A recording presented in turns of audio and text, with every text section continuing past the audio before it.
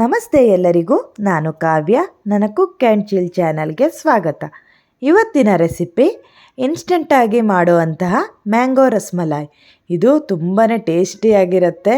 ಇವಾಗ ಮಾವಿನ ಹಣ್ಣಿನ ಸೀಸನ್ ಆಗಿರೋದ್ರಿಂದ ಮಿಸ್ ಮಾಡ್ದೇ ಒಂದು ಸಲ ಇದನ್ನು ಟ್ರೈ ಮಾಡಿ ನೋಡಿ.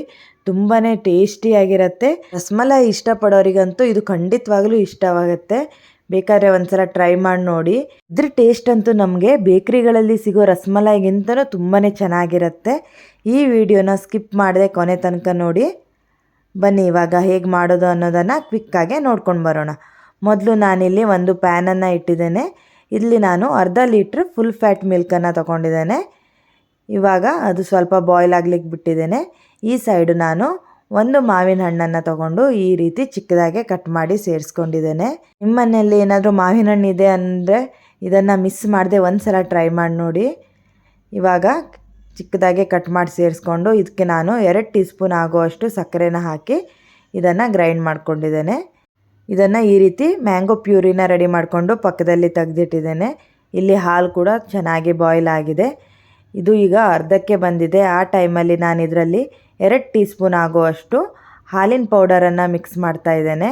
ಹಾಕಿ ಚೆನ್ನಾಗಿ ಇದನ್ನು ಸೌಟಿಂದನೇ ಮಿಕ್ಸ್ ಮಾಡ್ಕೊಳ್ಬೇಕು, ಇಲ್ದಿದ್ರೆ ಗಂಟುಗಳಾಗತ್ತೆ. ಇದಕ್ಕೆ ಫ್ಲೇವರಿಗೋಸ್ಕರ ಸ್ವಲ್ಪ ಏಲಕ್ಕಿ ಪೌಡರ್ನ ಹಾಕ್ಕೊಂಡಿದ್ದೇನೆ.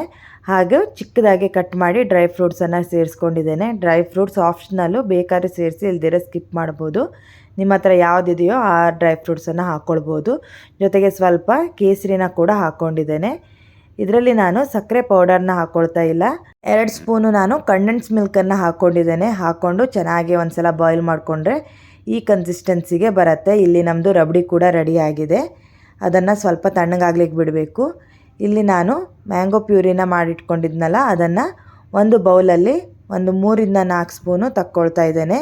ಇದಕ್ಕೆ ಹಾಲಿನ ಕೆನೆನ ಮಿಕ್ಸ್ ಮಾಡ್ಕೊಂಡಿದ್ದೇನೆ. ಇದ್ದರೆ ಹಾಕ್ಕೊಳ್ಳಿ, ಇಲ್ದಿರೋ ಸ್ಕಿಪ್ ಮಾಡ್ಬೋದು.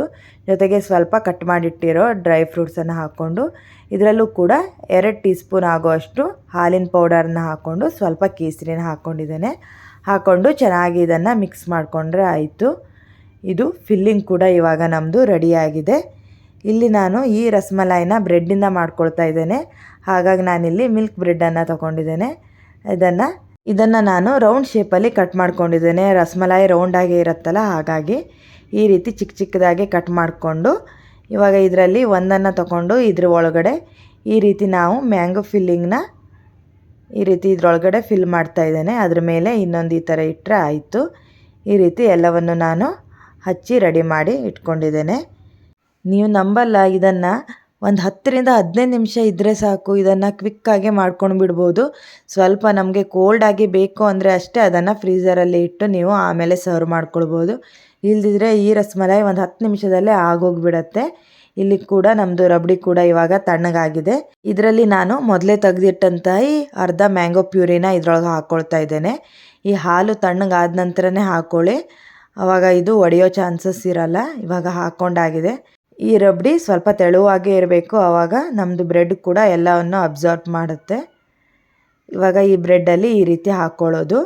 ಇದನ್ನು ಒಂದು 5 ನಿಮಿಷ ಬಿಟ್ಟರೆ ಸಾಕು. ಆ ಬ್ರೆಡ್ ಎಲ್ಲ ರಸನ ಹೀರ್ಕೊಂಡು ತುಂಬ ಟೇಸ್ಟಿಯಾಗಿ ಇರುತ್ತೆ. ಬಾಯಲ್ಲಿ ಇಟ್ಟರೆ ಕರ್ಗೋಗುತ್ತೆ, ಅಷ್ಟು ಚೆನ್ನಾಗಿ ಬಂದಿತ್ತಿದು. ಇವಾಗ ಮೇಲೆ ಸ್ವಲ್ಪ ನಾನು ಡ್ರೈ ಫ್ರೂಟ್ಸನ್ನು ಹಾಕ್ಕೊಂಡಿದ್ದೇನೆ. ಇಲ್ಲಿ ಕೂಡ ನಾನು ಒಂದು ಪ್ಲೇಟಲ್ಲಿ ನಿಮ್ಗೆ ಇವಾಗ ಸರ್ವ್ ಮಾಡಿ ತೋರಿಸ್ತಾ ಇದ್ದೇನೆ. ಈ ರೀತಿ ಮಾಡಿಕೊಂಡು ಇದ್ರ ಮೇಲೆ ಇವಾಗ ಈ ಮ್ಯಾಂಗೋ ರಬಡಿನ ಈ ರೀತಿ ಹಾಕ್ಕೊಂಡ್ರೆ ಆಗೋಯ್ತು. ನೋಡಿ, ಇದು ನೋಡಲಿಕ್ಕೆ ಎಷ್ಟು ಚೆನ್ನಾಗಿ ಕಲರ್ಫುಲ್ಲಾಗಿ ಕಾಣಿಸ್ತಿದೆಯೋ. ಇದ್ರ ಟೇಸ್ಟು ಅದಕ್ಕಿಂತನೂ ತುಂಬಾ ಚೆನ್ನಾಗಿರುತ್ತೆ. ಮಿಸ್ ಮಾಡದೆ ನೀವು ಒಂದ್ಸಲ ಇದನ್ನು ಟ್ರೈ ಮಾಡಿ ನೋಡಿ.